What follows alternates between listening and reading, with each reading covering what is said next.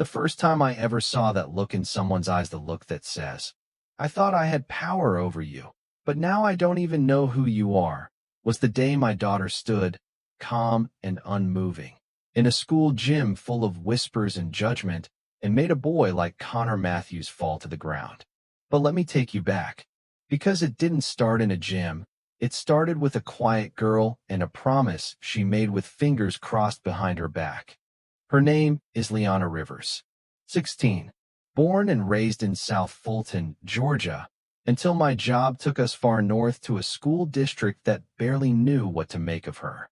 It was the kind of town where the air smells like fresh mulch and old money, where the private school uniforms are pressed like military gear, and everyone knows everyone else's last name, especially if it's carved into the donor wall. We came here for a position I couldn't pass up: Chief of Surgery at St. Edmund Medical. But we stayed, for better or worse, because we thought it would open doors for Liana. Liana was different from day one at Northcrest Academy. Not just because of her skin, though that was obvious the moment she stepped onto campus, but because she carried herself like someone who knew more than she let on. Quiet, sharp, and calculating in that way only kids who've been underestimated their whole lives can be. Her mother and I begged her blend in, stay out of trouble. She promised us with a soft smile and fingers crossed. First week, she met exactly two people who didn't treat her like background noise. Kara Zhang, a debate team firecracker who didn't care what anyone thought, and Theo Morales, the type of kid who always carried a camera and had a habit of showing up right when things got interesting. The rest? Cold stares, microaggressions, a teacher who mispronounced her name every single morning roll call, no matter how many times she corrected her. Boys whispering things when she walked past. Girls asking to touch her hair like it was a display at a museum. Then came Reed Matthews. Blonde, broad-shouldered, and backed by a daddy with a name on every scholarship and auditorium. You know the type. He made it clear she didn't belong before he even learned her name. The first time they spoke, he called her Atlanta, like it was a slur. Smiled like he expected her to laugh along. Said things like, "Bet you never seen buildings this old before, huh? And hope you brought some books. We read a lot up here."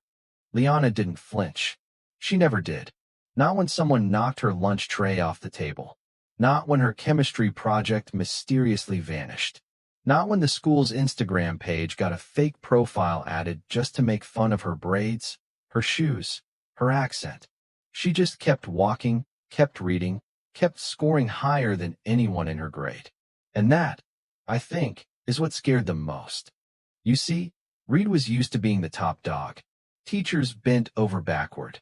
Students laughed at his jokes even when they weren't funny. He was captain of the lacrosse team and heir apparent to the school's annual Founders Award. But then Liana aced a math test he barely passed.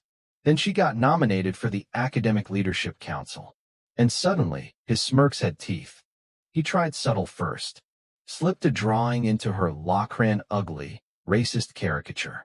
She crumpled it before anyone could see. Then came the posts.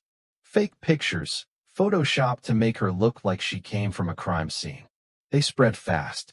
And when she reported it, the dean smiled like he was bored. Told her, "We all go through some hazing. Just be patient." But she wasn't just patient. She was preparing. Every night after school, Liana took a bus 2 towns over to a rundown MMA gym run by a guy named Monty Bell. Monty used to train fighters for the Army back in the day, and Liana? She'd been his star student since she was 12. She had state titles, newspaper articles, a YouTube channel that had been dormant since the move. And she never mentioned any of it at school. Until the night of the Harvest Formal. That night, she walked into the gymnasium in a navy blue dress and silver-threaded braids, and the air went still. Reed and his crew were already waiting. There were photos of her, printed from her social media, pinned to the walls with racist jokes written across them. Someone had keyed slurs into her locker earlier that week. I'll never forget the sound of my wife's voice when she saw it. Like something inside her cracked. I wasn't there when it all went down, but I've seen the video. Everyone's seen the video. Reed walked up, bumped her shoulder hard enough to make her stagger, threw a drink on her, called her something I won't repeat, and then when she didn't react, shoved her, hard, toward a glass trophy case. That's when it happened. She spun midair, planted her foot on a chair, and launched sideways, landing 3 feet from where she'd been. Safe, upright, focused. Reed charged. One punch thrown like a freight train.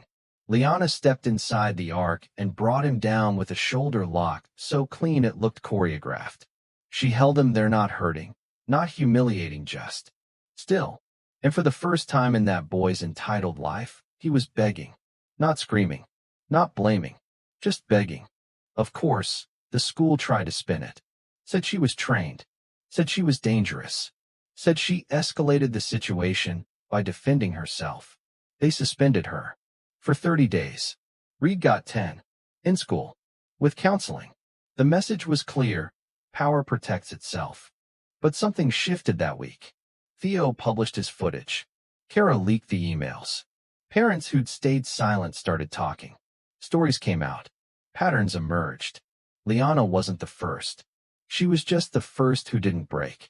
They vandalized our house the next weekend. Spray paint on the garage. Slurs. Threats. The police said, probably kids being stupid. But our neighbors showed up. With paint rollers. With sandwiches. With folding chairs and stories. A dozen of them had kids who left Northcrest early. Now they knew why. The board met. Twice. Then a third time. Local news camped out in the parking lot. The school released a statement about diversity. But what mattered was this. They offered to let Liana come back with conditions. She said no. Instead, she started teaching. Monty helped her set up a self-defense program for girls who'd been made to feel small. Within 3 months, she had students from 5 schools. Some wore hijabs. Some were undocumented. One was the daughter of the very police chief who said the vandalism was just pranks. And Reed? He transferred out after the spring term. Word is, his father stepped down from the board. No charges. No apologies. Just silence. But one afternoon, months later, while Liana was teaching a group of middle schoolers how to fall without getting hurt, a boy came by the edge of the mat. He didn't say his name, just stood there, watching. And Liana, without turning, said, "You're welcome to join if you're ready to unlearn." He nodded, took off his shoes, and stepped onto the mat. That's how change begins. Not with an apology, not with a speech, but with the decision to stay standing, even when the system tries to knock you down, and then offering a hand to someone who finally realized he's not entitled to yours. What would you have done in Liana's place? Would you have fought back or walked away? Would you have let Reed join the program or left him out for good? Comment below with your thoughts. Let's talk about justice, accountability, and whether some wounds can ever really heal. And if this story moved you, share it with someone who needs to remember that quiet strength can shake the world.